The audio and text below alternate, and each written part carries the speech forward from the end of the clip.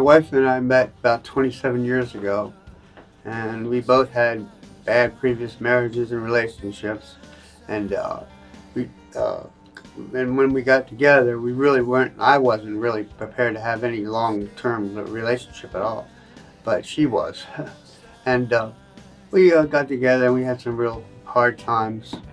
And then she had a weak heart, so she had a stroke about 2013.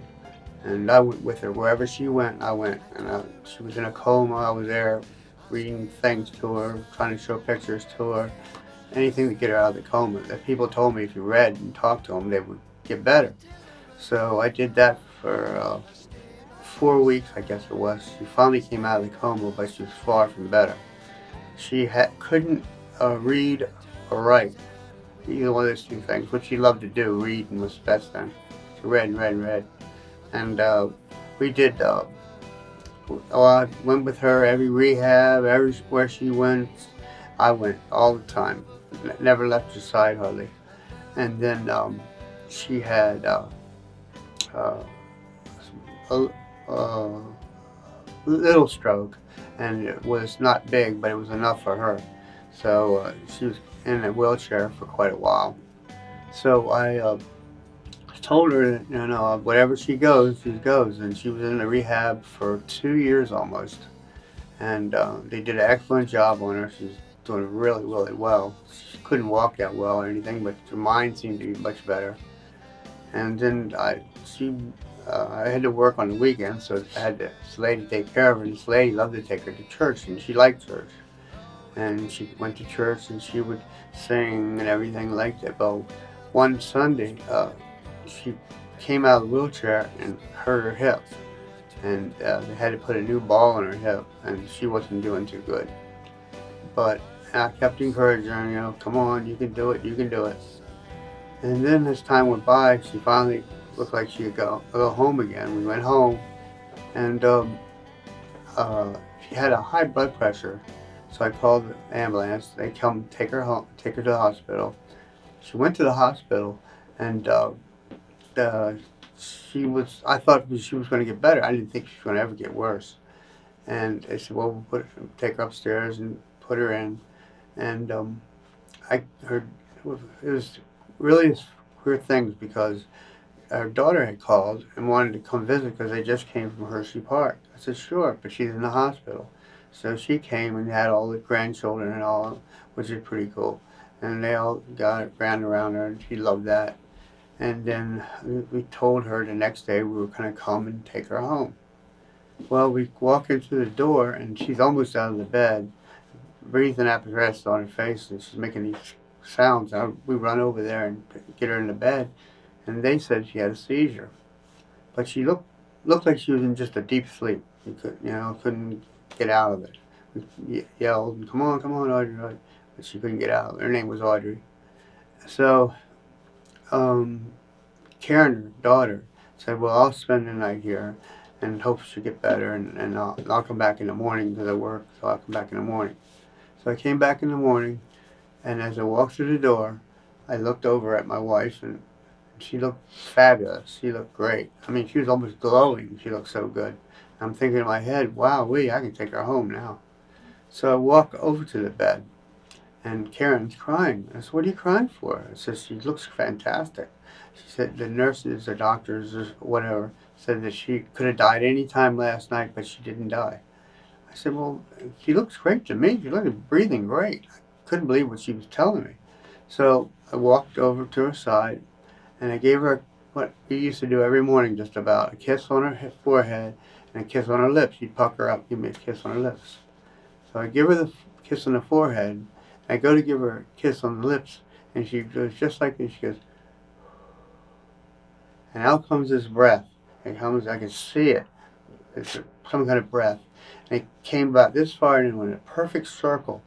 And inside these tan little things were going real, real fast. And it stayed there maybe a second. And I was looking right at it. It's almost like saying goodbye to me. And it went super fast. And I look over and she's gone. I told Karen, I said, Karen, she's gone. No, she's not. No, she's not. No, she's not. I was crying. I said, what I saw, I think she's gone. So they got the doctor in to come in, and he took a few minutes, and he said, "I'm sorry, she's gone."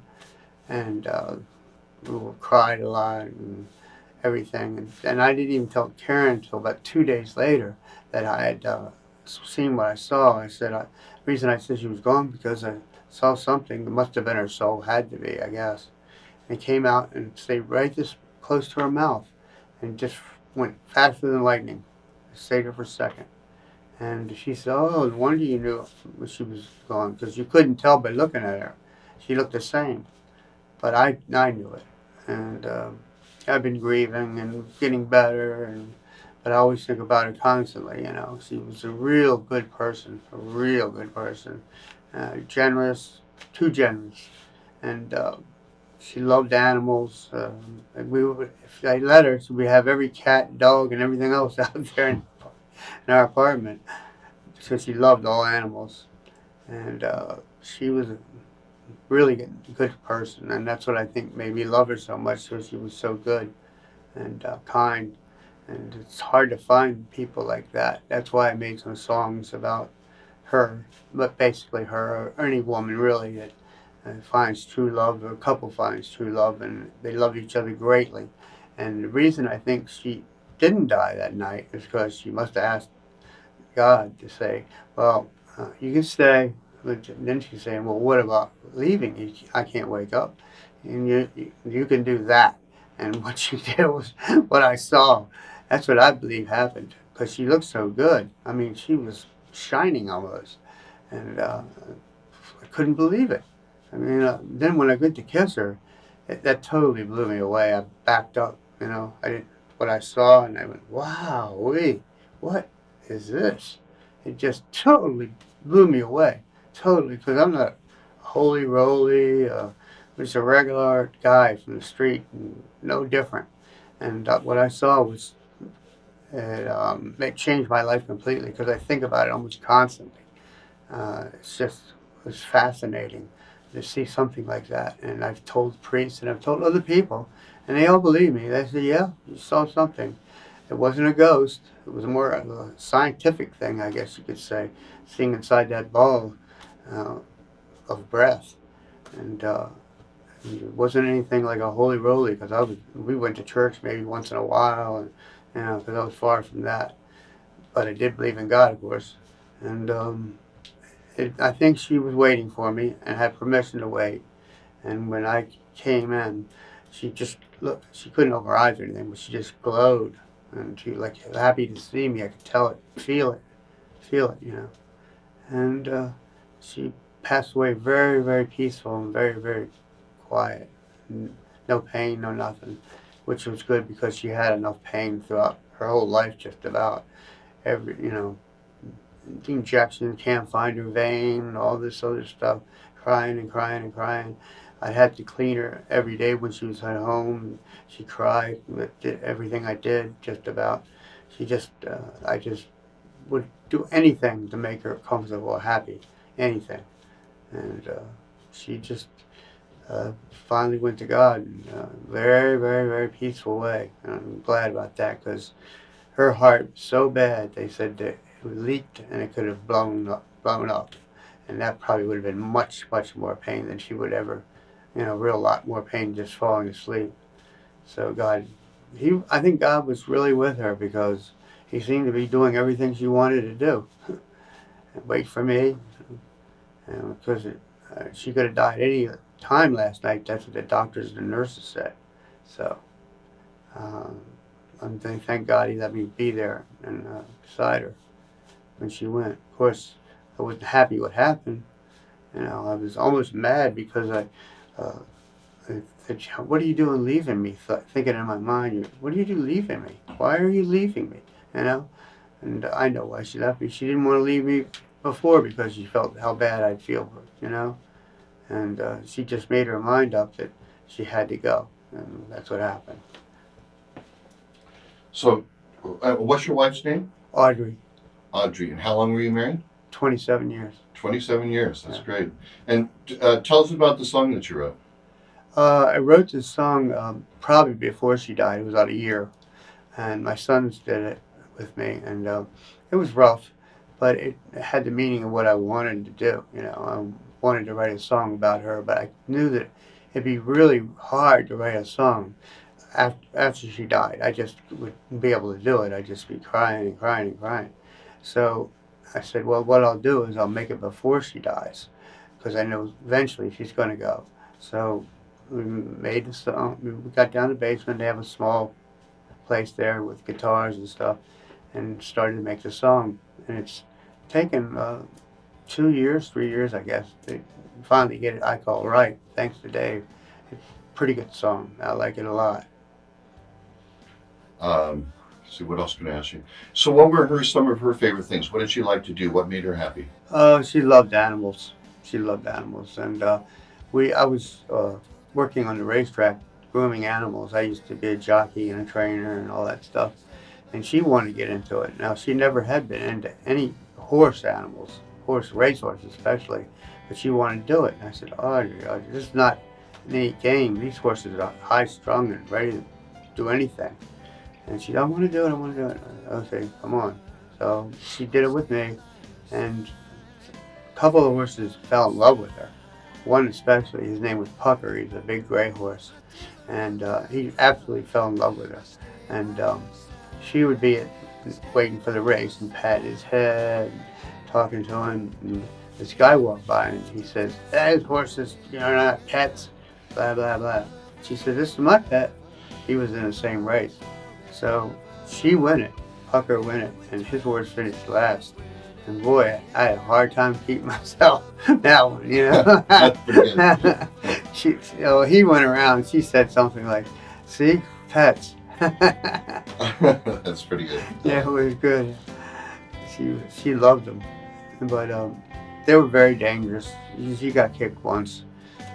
Not her fault. The guy lost control of the horse. And I thought that was the end for her, but she managed to come out of it just with a broken arm. It was kind of scary, though. Yeah, it's dangerous. Yeah, they are. Anything else you could think of that you might want to add or anything?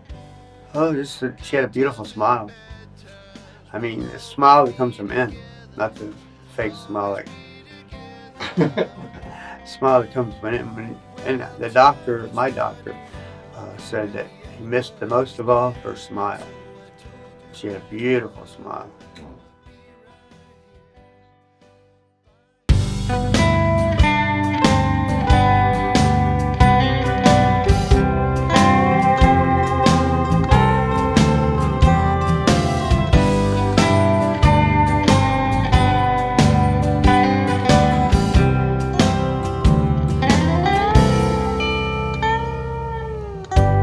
I told her I love her and stay by her side, stay by her side.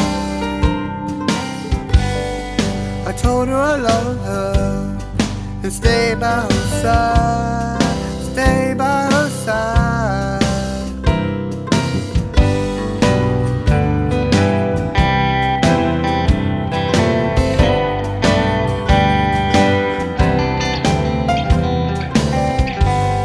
I told her I love her and stay by her side, stay by her side. I tell her I love her with all my heart, with all my heart. And time's running out and the end is near. I told her I love her forever. Told her I love her forever and ever.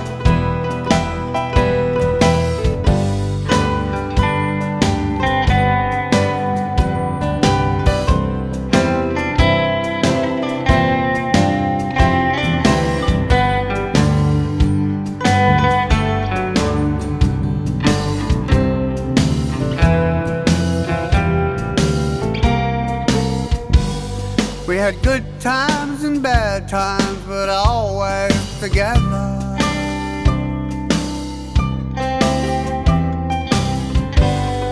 The good times and bad